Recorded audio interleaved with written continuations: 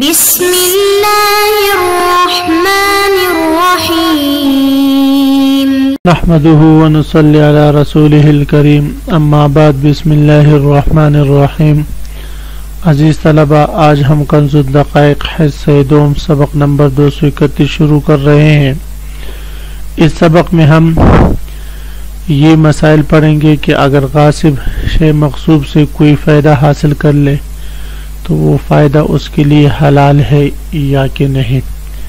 اس کے بعد پھر ہم پڑھیں گے کہ شے مغصوب میں اگر غاصب کوئی تبدیلی لے آئے،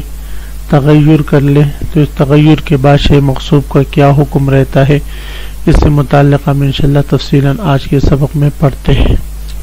تو عزیز طلبہ، آتے ہیں کتاب کی طرف۔ سب سے پہلے ہم عبارت پڑھتے ہیں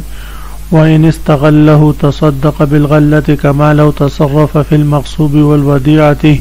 وَرَبِحَ۔ صورت مسئلہ یہ ہے کہ اگر غاصب نے شے مغصوب سے نفع حاصل کر لیا، مثلا مغصوب چیز غلام تھی، غلام کو غصب کیا تھا اور غاصب نے اس غلام کو مزدوری پر لگا دیا، جس سے اس غلام بیچارے کو نقصان تو اٹھانا پڑا، لیکن اس نقصان کا ضمان غاصب نے ادا کیا، یعنی مزدور کو کھانا کھلانا یا اگر زخمی ہوا ہے تو پٹی وغیرہ۔ تو فرماتے ہیں اب مزدور نے جو کچھ کما کر دیا ہے غاصب کو، تو یہ مزدوری غاصب کے لیے استعمال کرنا جائز ہے یا نہیں۔ تو فرماتے ہیں کہ مغصوب سے جو نفع حاصل کر لے غاصب کے لیے اس کا استعمال جائز نہیں ہے، بلکہ اس کو صدقہ کرے گا۔ یہ طرفین رحمہم اللہ تعالیٰ کا مذہب ہے۔ امام ابو یوسف رحمہ اللہ تعالیٰ فرماتے ہیں کہ غاصب کے لیے شے مغصوب سے جو نفع اس نے حاصل کیا ہو وہ استعمال کرنا یہ جائز ہے۔ وہ فرماتے جیسے جب اس نے یہ چیز غصب کر لی تو غصب سے یہ چیز اس کے ضمان میں آ گئی، اور جو چیز ضمان میں داخل ہو تو وہ مملوک سمجھی جاتی ہے، لہذا اس سے جو نفع ہوگا وہ غاصب کا ہوگا اور اس پر صدقہ کرنا واجب نہیں۔ طرفین رحم اللہ تعالیٰ فرماتے ہیں کہ یہاں پر اگرچہ یہ من وجہ اس کے مالک ہے، لیکن یہاں پر یہ ملکیت سبب خبیث سے آئی ہے، یعنی غیر کے ملک میں تصرف کرنے سے یہ ملکیت آئی ہے، اور یہ نفع بھی غیر کی ملکیت میں تصرف کرنے سے حاصل ہوا ہے، لہذا سبب خبیث سے یہ نفع حاصل ہو رہا ہے، یہ اس کے لیے استعمال کرنا جائز نہیں ہوگا، یہ واجب التصدق ہوگا۔ وَإِنِ اسْتَغَلَّهُ تَصَدَّقَ، اگر غاصب نے شے مغصوب سے کوئی نفع حاصل کر لیا تو فرماتے ہیں تصدق، اس کو صدقہ کر لے، کما لو تصرف فی المغصوب والودیعۃ، جس طرح کی کوئی شخص تصرف کرے، جس طرح کی غاصب تصرف کرتے مغصوب میں، والودیعۃ یا مال ودیعت میں امانت کے طور پر کسی نے کوئی چیز رکھوائی اور وہ اس نے آگے کرایہ پر دے کر اس سے نفع حاصل کر لیا، تو فرماتے ہیں یہ بھی واجب التصدق ہوتا ہے۔ تو اسی طرح یہ بھی وربحہ، اور ربا حاصل کیا ہو تو یہ واجب التصدق۔ اسی طرح غاصب بھی اگر اس سے کوئی فائدہ حاصل کر لے تو وہ بھی واجب التصدق ہوگا۔ وملک بلا حل انتفاع قبل اداء الضمان بشیء۔ صورت مسئلہ یہ ہے، یہاں سے مصنف علیہ الرحمہ یہ مسئلہ بیان فرما رہے ہیں کہ غاصب اگر شے مغصوب میں تغیر کر لے تو عزیز طلبہ، تغیر یا تغییر کی 3 صورتیں ہیں۔ پہلی صورت یہ ہے کہ غاصب کی اور یعنی تغییر ایسی ہو جو متلف ہو، اس چیز کو ہلاک کرنے والی ہو، اور دوسری صورت یہ ہے کہ وہ تغییر تو اس چیز کے لیے متلف نہ ہو لیکن تغییر فاحش ضرور ہو، یعنی اس کے اعظم منافع اس تغییر سے فوت ہو جائے، اور تیسری صورت وہ تغییر یسیر کی ہے۔ تو ان تینوں صورتوں کا حکم یہ ہے کہ اگر تغییر مطلف ہے تو اس صورت میں غاصب پر بالاتفاق اس چیز کی قیمت لازم ہوگی بطور ضمان کے، اور اگر وہ تغییر جو ہے وہ تغییر وہ ہے فاحش ہے، تو اس صورت میں بھی جو ہے اس کو اختیار ہے کہ چاہے تو اس کو قیمت کا ضامن بنائے اور چاہے تو اس سے اس نقصان کا قیمت لے لے، دونوں کا اختیار ہوگا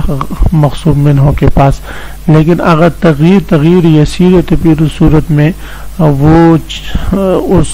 تغییر کا اور اس نقصان کا قیمت لے سکتا ہے، باقی وہ پوری چیز کی قیمت لینا اس کے لیے جائز نہیں۔ تو فرماتے وہ ملکہ میں ضمیر غاصب کی طرف راجع ہے، غاصب و شے مغصوب کا مالک ہو جاتا ہے کس صورت میں؟ تغییری مطلف کی صورت میں، یعنی اس طرح تغییر ہو کہ اس تغییر سے اس چیز کے اعظم منافع فوت ہو جائے، ختم ہو جائے، تو فرماتے ہیں اس صورت میں غاصب اس چیز کا مالک بن جاتے اور اس کی قیمت اس پر لازم ہوتی ہے، لیکن بلا حل انتفاع قبل اداء الضمان، ضمان کے ادا کرنے سے پہلے اس غاصب کے لیے اس چیز سے نفع حاصل کرنا حلال نہیں ہوتا، اس لیے کہ ضمان کے ادا کرنے سے پہلے اگر ہم اس کو کے لیے وہ چیز حلال کر دے تو پھر تو یہ غصب کے لیے دروازہ کھل جائے گا، تو اس لیے فرماتے جب تک وہ اس چیز کا ضمان ادا نہیں کرتا تغییری مطلب کے بعد اس وقت تک اس چیز سے نفع حاصل کرنا اس کے لیے حلال نہیں۔ قبل اداء ضمان ادا کرنے سے پہلے بشیء لکھا ہوا ہے لیکن یہ بشیء ہونا چاہیے، حمزہ نہیں، اور بشیء کا مطلب یہ ہے کہ کوئی شخص بکری چوری کر لے، غصب کرنے کے بعد اس کو ذبح کر کے بشیء اس کو روسٹ کر لے اور اس کو کیا کر لے بھئی اس کے تکھے بنا لے، تو فرماتے ہیں یہ تغییر مطلب ہے، تغییر فاحش ہے، لہذا اس صورت میں یہ اس کو چاہے تو اس بکری کی قیمت کا ضامن بنا دے اور چاہے تو یہ لے کر اس جو نقصان ہوا ہے اس کو ذبح کرنے سے اور اس کے تکے بنانے کے بعد تک جو نقصان ہوا ہے وہ نقصان وہ غاصب سے وصول کر لے، دونوں اختیار ہے اس کے پاس۔ وطبخن، اسی طرح اگر کوئی شخص جو ہے وہ بکری ذبح کر کے اس کے بعد اس کو پکا لے تو اس صورت میں بھی اس کو اختیار ہے کہ چاہے تو نقصان لے لے اور چاہے تو اس بکری کی قیمت لے لے۔ وطحن، اسی طرح اگر کوئی شخص کسی سے جو ہے گندم کے دانے غصب کر لے اور دانے غصب کرنے کے بعد اس سے آٹا بنا لے، ان کو پیس لے، وزرع، یا ان دانوں کو زمین میں کھیت میں ڈال کر بو لے اور جو ہے بو دیا، تو فرماتے ان دونوں صورتوں میں ان کی قیمت غاصب پر لازم ہوگی اور یہ غاصب کی ملکیت میں ہو جائیں گے۔ واتخاذ سیف، اسی طرح اگر کسی سے لوہا وغیرہ غصب کر کے اسے تلوار بنا لی تو اس صورت میں بھی اس کی قیمت اس لوہے کی قیمت اس پر لازم ہوگی۔ او اناء، یا اسے برتن بنا لیے تب بھی بغیر الحجرین، بغیر حجرین کے، حجرین سے مراد یہاں پر سونا اور چاندی کے ہیں، یعنی کسی نے سونا اور چاندی کو غصب کرنے کے بعد اس کے سونا اور چاندی کے برتن بنا دیے تو امام صاحب رحمہ اللہ تعالیٰ کے نزدیک مغصوب منہ کی ملک سے اس سونے اور چاندی کی ملکیت زائل نہ ہوگی، لہذا غاصب اس کی مالک نہیں بنے گا، جبکہ صاحبین رحمہ اللہ تعالیٰ فرماتے ہیں کہ جب ان نے برتن بنا لیے سونے اور چاندی کی تو پھر غاصب مالک ہو جائے گا اور اس کی قیمت وہ ادا کرے گا۔ امام صاحب رحمہ اللہ تعالیٰ کی دلیل یہ ہے، وہ فرماتے ہیں کہ یہاں پر سونے اور چاندی کے برتن بنانے کے بعد بھی سونا میں جو ذہبیت ہے اور چاندی میں جو فضیت ہے وہ ختم نہیں ہوا، بلکہ اب بھی ان کو سونا اور چاندی کہا ہی جاتا ہے۔ تو لہٰذا جب ثمنیت باقی ثمنیت ختم نہیں ہوئی تو برتن بنانے سے کچھ فرق نہیں پڑتا، اب بھی یہ اموال ربویہ ہے اور اموال ثمن ہے، لہذا اس صورت میں ان کے عین میں کوئی تبدیلی نہیں آئی، بیان نہیں، یہی چیز مقصود منوں کو واپس کرنا ضروری ہے، نہ کہ اس کی قیمت۔ البتہ برتن بنانے سے ان میں جودیت آئی ہے اور اموال ربویہ میں جودیت کا اعتبار نہیں۔ وبناء علی ساجۃ، اسی طرح اگر کوئی شخص شیاطین کی بڑی لکڑی غصب کر کے اس پر تعمیر کھڑی کر دے تو فرماتے ہیں اس صورت میں بھی وہ اس شیاطین کی قیمت کا ضامن ہوگا۔ عزیز طلب، یہاں پر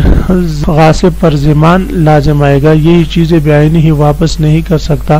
وجہ یہ ہے کہ اتنے سارے تغییر اور تصرفات کے بعد ایک تو یہ ہے کہ اس چیز کے اعظم منافع ختم ہو چکے، دوسری بات یہ ہے کہ اب اس چیز کو واپس بعینی ہی لوٹانا مقصود منہوں کی طرف اس میں غاصب کا نقصان ہے، کہ اس لیے اس میں کافی تبدیلی کی ہوئی ہے، تو اس لیے فرماتے ہیں کہ ان چیز کی قیمت ہم غاصب پر لازم کر دیں گے، اس میں غاصب کا بھی نقصان نہیں ہوگا اور مقصود منہوں کا بھی نقصان نہیں ہوگا۔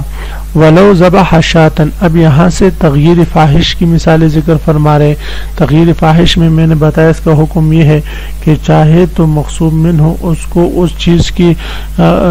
قیمت کا ضامن بنا لے اور چاہے جو نقصان ہوا ہے اس نقصان کی قیمت اس سے لے لے۔ ولو ذبح شاطن، اگر غاصب نے بکری ذبح کر دی ابھی اس میں تکے وغیرہ نہیں بنائے تو اب ظاہر ہے کہ ذبح کرنے سے نقصان تو ہو جاتا ہے لیکن عین بے عین ہی اسی طرح باقی رہتا ہے، تو جو نقصان ہوا ہے تو چاہے مقصود منہ اس نقصان کا قیمت لے لے غاصب سے اور چاہے تو اس بکری کی پوری قیمت اس سے لے لے۔ او خرق ثوبا فاحشا، یا کسی نے کسی کا کپڑا پاڑا اور بہت بری طرح پاڑ دیا، تو اس صورت میں بھی یہ تغییر فاحش ہے، دوبارہ سلائی تو ہو سکتی ہے لیکن کپڑا بہت زیادہ پاڑ دیا، اب دوبارہ سلائی کر کے اس کو کون پہنے، تو اب اس کے پاس دونوں آپشن ہے، چاہے اس کپڑے کی قیمت لے لے اسے اور چاہے تو اس نقصان کی قیمت لے لے۔ ضمن القیمت، تو مقصود منوں کے پاس اختیار ہے، چاہے اس چیز کے قیمت کا ضامن بنا دے، اس کپڑے کی قیمت کا ضامن بنا دے، وسلم، اور یہ مالک یعنی مقصود منہ حوالہ کر دے المقصوب شے مقصوب کو الیہ غاصب کی طرف، او ضمن النقصان، اور چاہے تو اس کا جو نقصان ہوا ہے اس نقصان کا قیمت اس سے لے لے۔ وفی الخرق الیسیر، یہ تیسری صورت ہے کہ تغییر یسیر، و تغییر یسیر میں صرف ایک ہی آپشن ہوتا ہے مالک کے پاس مقصود منہ کے پاس کہ ضمن نقصان ہو، غاصب کو اس نقصان کا قیمت کا ضامن بنا دے، لہذا اس نقصان کی جو قیمت ہے وہ اس سے لے لے۔ ولو غرس او بنا فی ارض الغیر قلع وردت، صورت مسئلہ یہ ہے کہ اگر زید نے عامر سے زمین غصب کر لی، شیخین رحمہ اللہ تعالیٰ کے ہاں چونکہ زمین میں غصب متحقق ہوتا ہے، امام محمد شیخین رحمہ اللہ تعالیٰ کے ہاں چونکہ زمین میں غصب متحقق نہیں ہوتا، امام محمد رحمہ اللہ تعالیٰ کے غصب متحقق ہو جاتا ہے۔ بہرحال اگر کوئی شخص کسی غیر کی زمین میں درخت جو ہے وہ لگائے، او بنا، یا اس میں اپنے لیے تعمیر شاندار محل بنائے، فی ارض غیر کی زمین میں، تو اب فرماتے ہیں بعد میں جو اصل مالک ہے وہ اس شخص کو کہے کہ آپ نے بغیر اجازت کے میری زمین میں تصرف کیا ہے، اس میں درخت لگائے ہیں اور اس میں تعمیر کڑی کی ہے، آپ کو میں نے اجازت نہیں دی تھی، لہذا اپنے درخت اور اپنے تعمیر یہاں سے اٹھا کے لے جاؤ، تو فرماتے ہیں اس کے اختیار اس کے پاس ہے، اس شخص کو درخت اکیڑنے پر اور تعمیر گرا کر ملبہ لے جانے پر مجبور کرے۔ قلع، تو یہ درخت اور تعمیر دونوں کو اکیڑ دیا جائے گا، وردت، اور زمین جو ہے وہ مالک کی طرف واپس لوٹا دی جائے گی۔ وَإِن نَقَصَتِ الْأَرْضُ مَقْلُوعًا ضَمِنَ لَهُ الْبِنَاءَ وَالْغَرْسَ مَقْلُوعًا، فرماتے ہیں کہ اگر زمین کو نقصان پہنچتا ہو اس درخت کے اکیڑنے سے اور تعمیر گرانے سے، تو فرماتے اس صورت میں ضامنہ مالک ضامن ہو جائے گا غاصب کے لیے اس تعمیر کا اور اس درختوں کا مخلوعاً اس حال میں کہ وہ اکڑے ہوئے ہو، یعنی اس تعمیر کے ملبے کا ضامن ہوگا اور اس درخت کے لکڑیوں کی جو قیمت بنتی ہے اس کا ضامن ہوگا۔ فیکون لہو، لہذا اس کا ضمان مالک غاصب کو دے دے گا اور یہ تعمیر اور یہ درخت لہو اس صاحب عرض کے لیے ہو جائیں گے۔ عزیز طلبہ، اسی مسئلے کے ساتھ آج کے سبق کا اختتام ہوا۔ آپ حضرات اس کو خوب غور سے سنے سمجھے۔ اللہ ہم سب کا حامی و ناصر ہو، آمین۔ وآخر دعوانا ان الحمدللہ رب العالمین۔